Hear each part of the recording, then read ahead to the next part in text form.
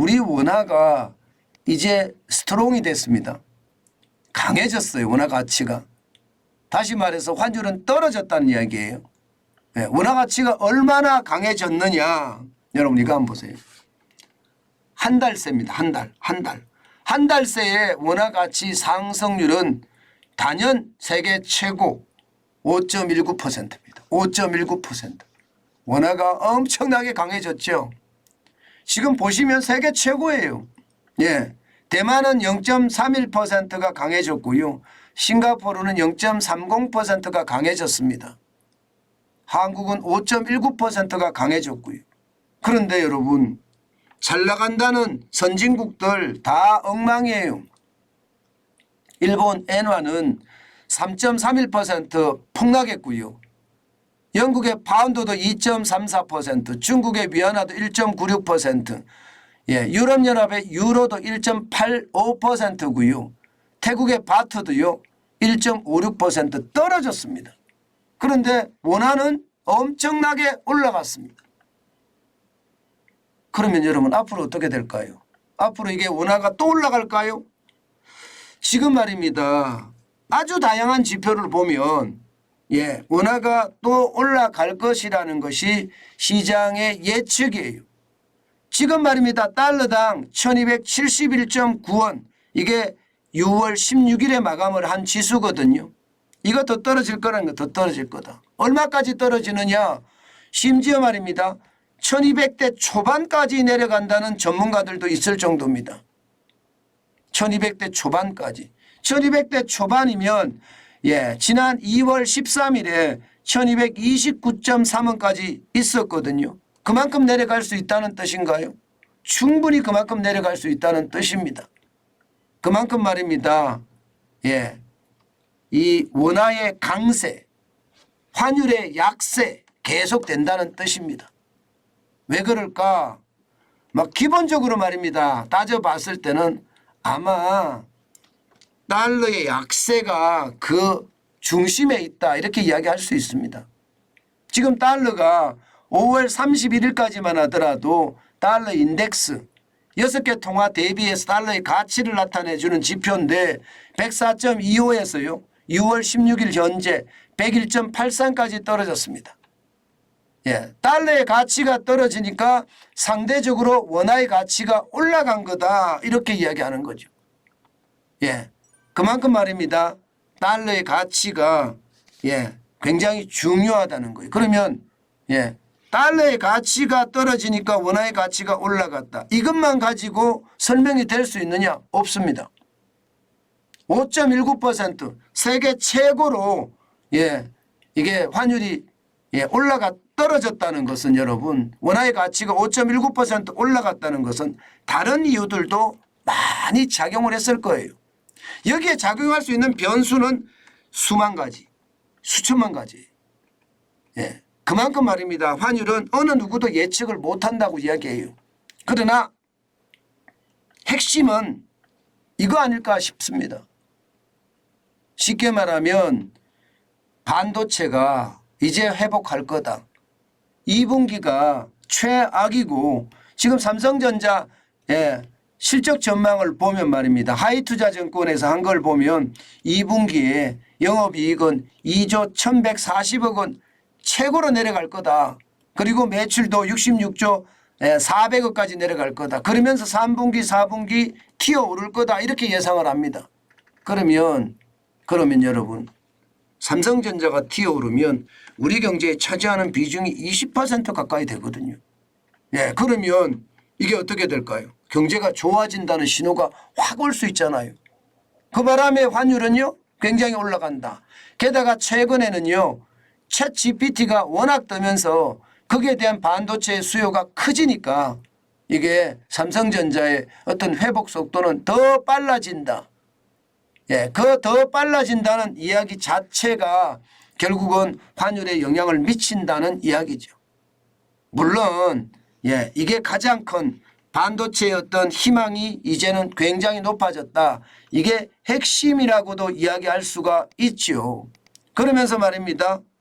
예, 시장에는 돈이 많이 들어와요. 제가 말씀드렸다시피 예, 주식시장에도 지금 10조 765억 원이 들어왔죠. 올해만. 채권시장에도 10조 가까이가 들어왔습니다. 계속 돈이 들어와요. 중국이 위험하니까 중국에 투자하지 않겠다. 그러면서 예, 대만과 예, 일본과 그리고 대한민국에 투자를 많이 한다는 이야기죠. 외화 자금이 굉장히 많이 들어온다는 이야기. 그 자금들이 들어오니까 이게 달러가 시장에 공급이 넘치는 겁니다. 넘치니까 예, 원화의 가치가 더 올라가겠죠. 시장에 예, 달러가 적으면 더 많은 원화를 주고 달러를 사야 되지만 달러가 지천으로 깔려 있으면요. 더 적은 원화를 주고 달러를 사거든요. 그만큼 많이 들어오기 때문에 수출이 마이너스라 어렵다고 이야기하지만 전체적인 흐름은요. 결국 시장에 공급이 많아지니까 그만큼 떨어진다는 이야기가 성립이 된다는 이야기입니다. 여기에다가 핵심적인 거 있잖아요. 핵심적인 거. 핵심적인 거. 이게 저는 진짜 핵심적인 거라고 생각하는데요. 위안 달러 환율을 보면 말입니다. 포치예요. 포치.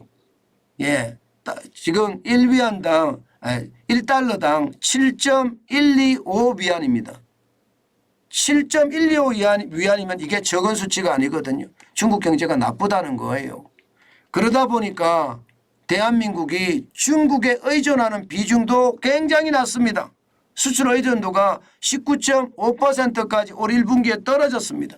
이게 많을 때 2018년에는 26.8%까지 중국의 수출을 의존했거든요.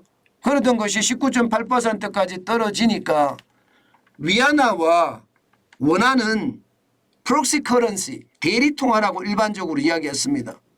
쉽게 말하면 우리가 부품이나 중간재를 많이 파니까 예, 중국 경제에 종속이 돼 있다는 이야기죠. 그래서 위안화가 떨어지면 원화도 떨어지고 위안화가 올라가면 원화도 올라가는 바로 그 부분이 빠졌다는 이야기예요. 수출 의존도가 그만큼 줄어드니까 이게 포치가 됐는데도 불구하고 예, 포치가 됐는데도 불구하고 영향을 덜 미친다는 뜻입니다. 그러면 여러분 앞으로 우리는 예, 어떻게 해야 할까요? 달러를 사야 될까요? 아니면 이제라도 팔아야 될까요?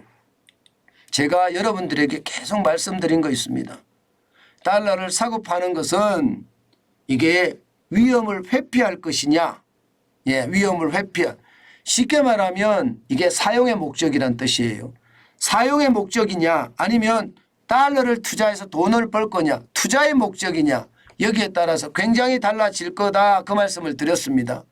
그런데 지금은요 제가 보기에는요 예, 지금은 늘 사용의 목적 예를 들어서 해외 예, 주식시장에 투자를 하겠다. 그러면 달러를 계속 조금씩 사들이는 게 좋겠죠. 그죠? 예, 해외에 있는 아이들한테 좀 보내야 되겠다. 생활비도 보내고 학비도 보내야 되겠다. 그럼 좀 사들이는 게 맞아요. 해외 여행을 가야 되겠다. 조금 사들이는 거 맞습니다. 그러나 지금 가지고 있는 건 판다. 투자의 목적이라면 팔 시기는 이미 놓쳤고요. 예, 그러면 뭐 더 떨어지는 거는 분명히 나옵니다. 지금 뭐 1220원까지도 1229.3원이잖아요. 이렇게까지도 내려갈 수 있다는 그런 상황까지 있었으니까 오래 있었잖아요. 2월 13일 날. 그러니까 이게 하반기로 가면 갈수록 경제는 더 좋아진다는 이야기가 계속 나오는 거고요. 그에 따라서 환율은 더 떨어진다. 원화의 가치는 더 올라간다. 이렇게 얘기할 수 있다는 이야기입니다. 시장은 여러분 굉장히 지금 변동이 굉장히 심한데요.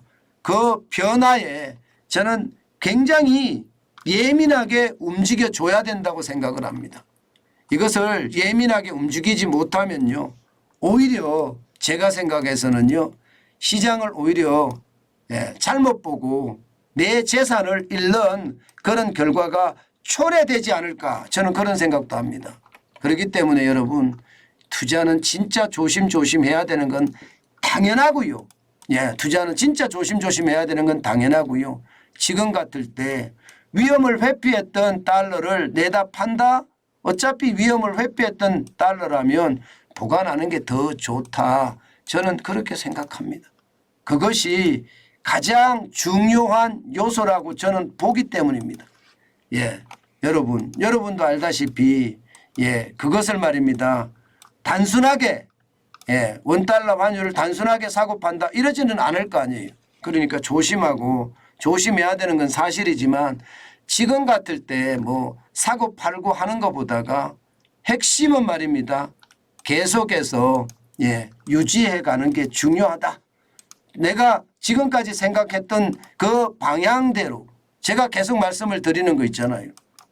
사용의 목적이냐 아니면 투자의 목적이냐에 따라서 달라질 수 있다. 그 말씀 다시 한번 올립니다.